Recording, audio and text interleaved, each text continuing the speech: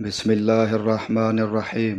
عبداللہ بن عمر رضی اللہ عنہما نے بتلایا کہ میں نجد کی طرف نبی کریم صلی اللہ علیہ وآلہ وسلم کے ساتھ غزوہ ذات الرقاع میں شریک تھا۔ دشمن سے مقابلے کے وقت ہم نے صفیں باندھیں۔ اس کے بعد رسول اللہ صلی اللہ علیہ وآلہ وسلم نے ہمیں خوف کی نماز پڑھائی، تو ہم میں سے ایک جماعت آپ صلی اللہ علیہ وآلہ وسلم کے ساتھ نماز پڑھنے میں شریک ہو گئی اور دوسرا گروہ دشمن کے مقابلے میں کھڑا رہا۔ پھر رسول کریم صلی اللہ علیہ وآلہ وسلم نے اپنی اقتداء میں نماز پڑھنے والوں کے ساتھ ایک رکوع اور 2 سجدے کیے۔ پھر یہ لوگ لوٹ کر اس جماعت کی جگہ آ گئے جس نے ابھی نماز نہیں پڑھی تھی۔ اب دوسری جماعت آئی، ان کے ساتھ بھی آپ نے ایک رکوع اور 2 سجدے کیے۔ پھر آپ صلی اللہ علیہ وآلہ وسلم نے سلام پھیر دیا۔ اس گروہ میں سے ہر شخص کھڑا ہوا اور اس نے اکیلے اکیلے ایک رکوع کیا اور 2 سجدے کیے۔ صحیح بخاری حدیث نمبر 942۔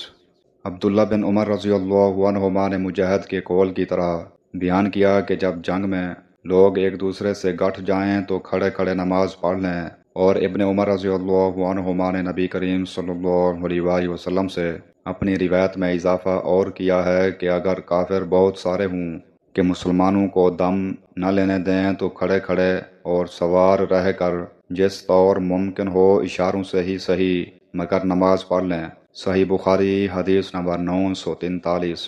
عبداللہ بن عمر رضی اللہ عنہما سے روایت ہے کہ جب نبی کریم صلی اللہ علیہ وآلہ وسلم غزوہ خندق سے فارغ ہوئے، ابو سفیان لوٹے تو ہم میں سے آپ نے فرمایا کہ کوئی شخص بنو قریظہ کے محلے میں پہنچنے سے پہلے نماز عصر نہ پڑھے۔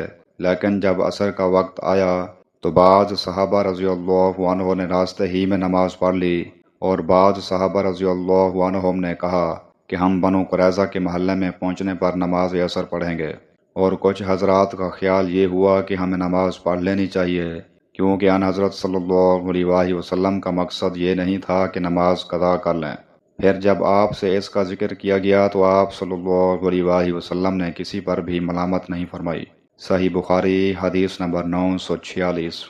حضرت عائشہ رضی اللہ عنہا سے روایت ہے، انہوں نے بتلایا کہ ایک دن نبی کریم صلی اللہ علیہ وآلہ وسلم میرے گھر تشریف لائے۔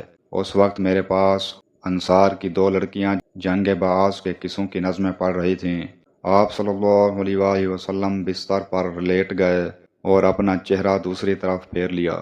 اس کے بعد حضرت ابوبکر رضی اللہ عنہ آئے اور مجھے ڈانٹا اور فرمایا کہ یہ شیطانی باجا نبی کریم صلی اللہ علیہ وآلہ وسلم کی موجودگی میں۔ آخر نبی کریم صلی اللہ علیہ وآلہ وسلم ان کی طرف متوجہ ہوئے اور فرمایا کہ جانے دو، خاموش رہو۔ پھر جب حضرت ابوبکر دوسرے کام میں لگ گئے تو میں نے انہیں اشارہ کیا اور وہ چلی گئیں۔ صحیح بخاری حدیث نمبر 949۔